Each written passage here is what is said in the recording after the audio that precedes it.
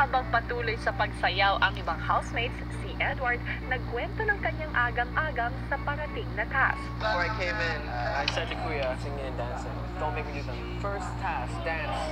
Are you kidding me?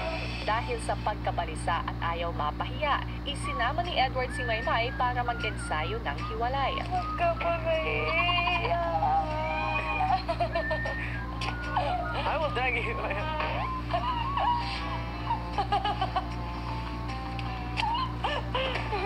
For the second time. The second time. Why? Why again?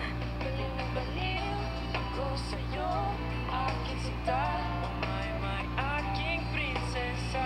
Do you have to do something you don't like or you're afraid of? You did it. And I thought, oh, tapos na. Yeah, tapos na. Oh. Sige, 4 years later lang muna.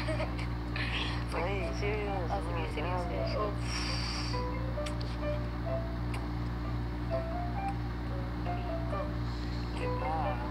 Ayun. Trigo. What ito ba? Why not? Because always, your voice is good, then you will always hide it. Share it to everyone so that everyone will sing too.